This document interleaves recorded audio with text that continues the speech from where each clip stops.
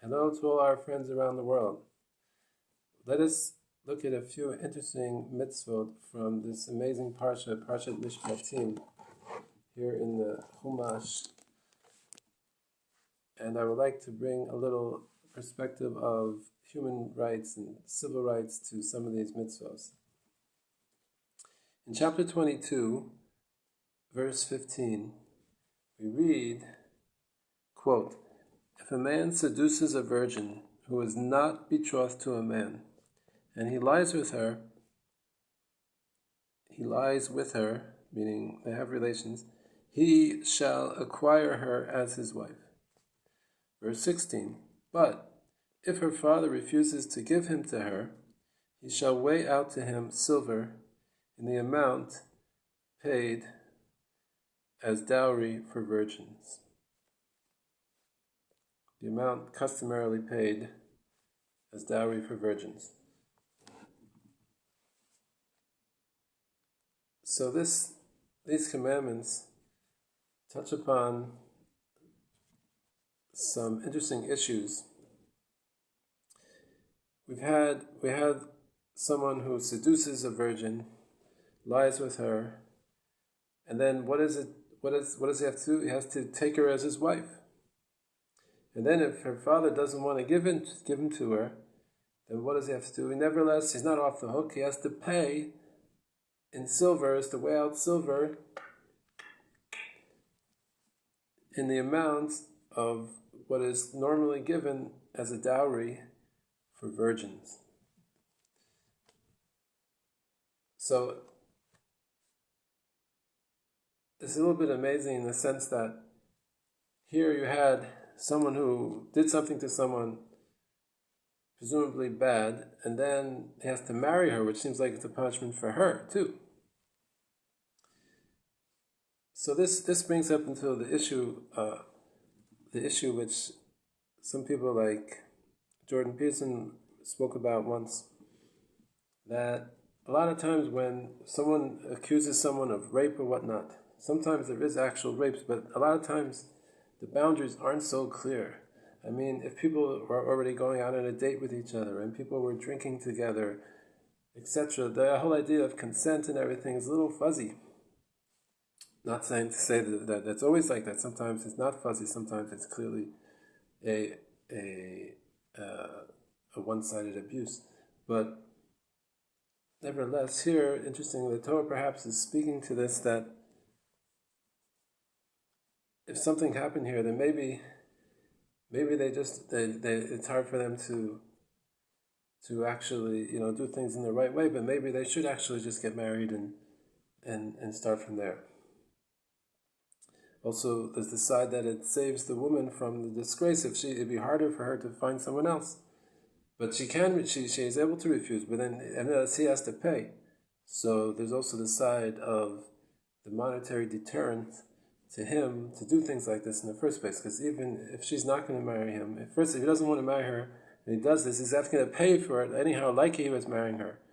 So it would make you think at least once or twice before someone would go and do such a thing. Okay, the next verse, another interesting mitzvah. You shall not permit a sorceress to live.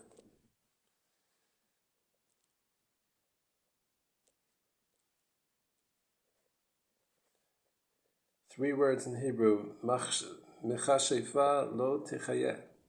You should not permit a sorceress to live. Well, so this brings up a lot of issues. First of all, is there such a thing as sorcery? Or is it not?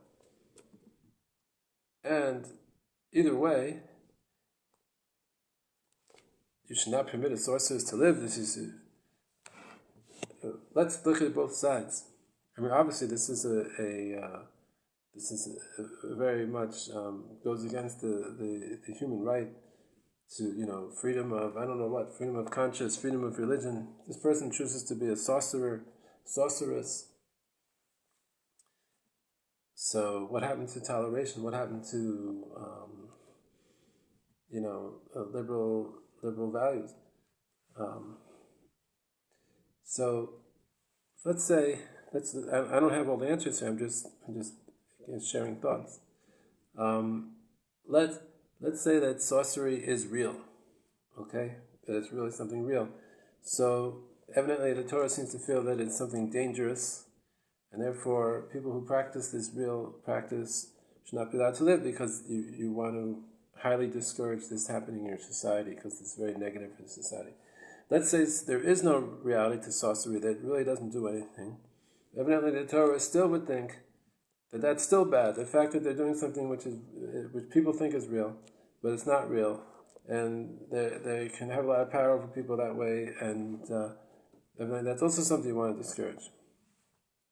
But that brings up a question: does it depend on how sorcery is looked at in the society?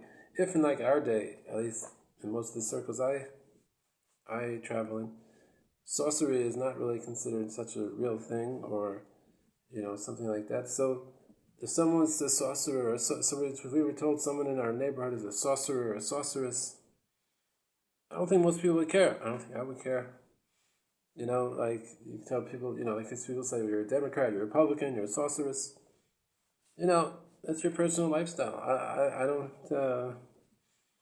don't think I would get excited about it. So it's an issue. It seems to go against the human rights aspect of freedom of conscience. But freedom of conscience, when it starts to be negative for society, so that's an issue. There are things that society cannot permit. In any case, I threw out those questions. Now I want to go a little further on.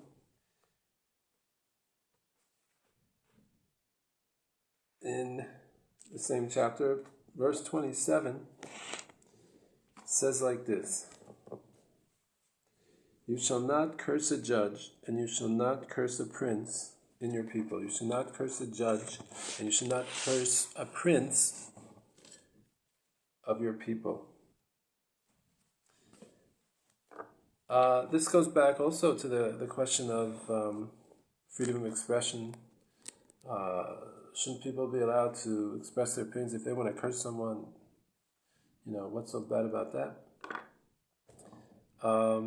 That's one side. The other side, perhaps, is that the Torah is telling us there are certain things, certain structural, societal things, which if you don't show the minimum respect to the structure, so that you are harming the society in a certain way. To bring it to a more modern example, a present day example, just yesterday I heard someone curse one of our leaders because he disagreed with his way of handling certain security matters, etc. And I don't really think it wasn't pleasant to hear him say that. He wasn't talking to me, but he was talking to someone else. But it's just very unpleasant because in the end, our judges or our princes of people, let's call it our ministers, our government leaders. The government is us. The government is us. If we curse them, we're cursing ourselves in a certain sense. We are a democracy, thankfully, in a sense that we don't have autocratic people that are forced upon us. The government is us, for better or worse. So if we curse them, it's like cursing ourselves, in a certain sense. It's a self denigrating, a self damaging activity. We were on the train with a bus, I think the train, going through Tel Aviv last week, or earlier this week. I went to Bar Mitzvah in Yerushalayim, and I saw this big billboard, a red billboard in the downtown Tel Aviv. It has a picture of the Rosh Hashanah, the Prime Minister, and it says, "You're the Rosh, you're guilty." And that stuff is just so ridiculous because, first of all, it's bad enough that someone has to be the Prime Minister when a thing like this happened, like this terrible war we're having now. It feels bad enough. I'm sure that Bennett and Lapid, who were in the government before him, he did all those tricks to bring down their government. I'm sure they're thanking him now, because who wants to be Prime Minister when a horrible thing like this happens? Who wants to be in the government? It's enough punishment itself. But to call names and to curse them, it's just so out of place. It's so inappropriate and so self detrimental and damaging. And you see, I believe that's what the Torah is speaking to in this mitzvah here, that you should not curse a judge and you should not curse a prince in your people. Finally, I would like to draw an analogy from a mitzvah which appears in the same chapter here, chapter 22 and verse 20. I would draw an analogy from it to speak to a current day problem and issue that we have in Israel and give my perspective on it and also what may be being right and wrong about it. It says in verse 20, this famous verse, "But you shall not grieve a stranger who has come over to you or oppress him, because you yourselves were strangers in the land of Egypt." Okay, so this verse is talking about the ger, the convert. It says you should not oppress him. This is a famous mitzvah of the ger lo toneh. You should not aggress or grieve the stranger because he came over to you, and you yourselves were slaves in Egypt. Rav Hirsch has a beautiful commentary on this, and he says this has to be understood also in the context of the verse that comes before, verse 19, which says, "Whoever offers sacrifices to the gods, except to God alone, shall be cut off by being destroyed." Okay? So, Rav Hirsch says this. These two verses show you that the only thing that determines how you relate to any individual is his personal behavior. Verse 19 says, "Whoever offers sacrifices to gods except to God alone shall be cut off of being destroyed." Even if he's has the best lineage of Israelites, it doesn't matter if he sacrifices to other gods, so he should be cut off. And now in verse 20, the next verse, it says, "But you should not grieve a stranger who has come over to you." The stranger who is not worshiping other gods, he's chosen to worship God. So you should not oppress, and you should not grieve. And you should remember that you were slaves in the land of Egypt. And Rav Hirsch explains here in the Trumat Tzvi, taken from Rav Shimshon Hirsch's commentary, that the problem in Mitzrayim was just that Am Yisrael was mistreated and ostracized because they were outsiders. And all of them were in the same boat. They didn't look at him to say, this person's like this one like that. They said, if they're a Hebrew, then you're allowed to do whatever you want to them, and they're open game, and that's it. And therefore they had no right to land, to honor, to existence, and anyone could deal with them as they chose. He said that's what you have to remember, that in your society, don't treat people like that. Don't treat people as a whole group and just say, because you're in this group, therefore you don't have this, or you don't have that, you don't have these rights, you don't have those rights. No, it goes by each individual's personal behavior. That's the only thing that determines how you relate to them. I would like to relate this to the question today: how do we relate to the Arabs in Israel? Because I don't know if you know, but since the Simchat Torah attack, the Simchat Torah war, the Shmini Atzeret war that started 4 months ago, so almost no, or as far as I understand, very little Arab workers who were working in the construction industry have been allowed to work in these places, especially particularly the ones from Yehud and Shomron, from the Shtachim, where they're not full citizens there. They're just residents of the territories. They haven't been allowed to work, not in the territories and not in Israel proper. And I really think that's crazy, because most of those people, I mean, assume that some of them maybe hate Jews, but most of them are just doing jobs, and they're doing good jobs and making good houses generally, and good buildings.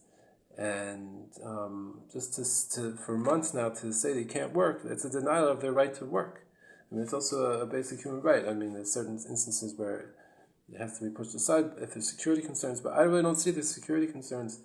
I don't think these people are the same as Gaza. Gaza was a separate situation, and now to extrapolate and say all Arabs can't work now, it's just, I think it's, as my friend said, it's just a political pandering to the feelings of the masses now, that they don't want to see Arabs around because they're afraid of masses. Just today, I was walking down the street here, and some kid at the school was yelling at the teacher because I think there was like an Arab worker working at the school, and he said, "No, I need lo ratzeh, I need lo ratzeh." He refused to have like this Arab worker like in the same lot. Just people are like paranoid now, of like Arabs, and that's understandable in a certain sense, but we can't let that dictate public policy. If an Arab is a normal person doing a normal job, you shouldn't treat him as in a group label. They say, "Oh, Arab, it can't work now." Whatever. That's wrong, and we know, and it's all. And as my friend said, it's all a joke because they know that eventually they're probably going to let them start working anyhow. It's just now they're just doing it for political reasons, not. But it's not the right reason. It's not the good reason to make a decision. And we're all losing because the construction is ground to a halt. And the same question is related to citizenship. Israel, when it was founded in 1948, it made what I believe was a mistake. It offered citizenship to all the Arabs living within Israel, most of which, and many of which, disliked Israel, were against the state of Israel, but it actually made those who stayed became citizens, and many of them were very antagonistic citizens till today, many of them. And then that's the whole point. Why for the past 50 odd years, since 1967, since they kept the territories, they haven't given citizenship because they say, this will be a problem. All these people who used to be, in Jordan and in Egypt, and if we suddenly make them citizens, so they're going to be antagonistic. We can't do that, and that's why people say, "Oh no, we have to give back something. We have to give back the territories because we can't annex them and make them all citizens." But that's not the choice. No, the choice is very simple. Like any other country, you don't give citizenship carte blanche en masse to a whole group of people. You give an individual basis. If a person has proven himself to be a loyal citizen and a normal person who doesn't want to hurt you, just wants to live a normal life, and so then you can give him citizenship, and when one doesn't, then you don't. It's the same in America. America, you have to pass tests. You have to show you can be a half loyal citizen like any other country. So that's it. And if not, they just be a resident. You give them resident. There's nothing wrong with resident. Resident is also a wonderful status. So you can't vote. You haven't proven that you can vote. You haven't proven that you're willing to be loyal to this country. That's very normal, isn't it? Every country in the world does the same thing, and there's no reason we shouldn't do something differently. But that's it. You have to relate to people as individuals, not as a member of a group. And I think we can learn that from these pesukim, and I hope we'll be privileged to do that. Shabbat shalom.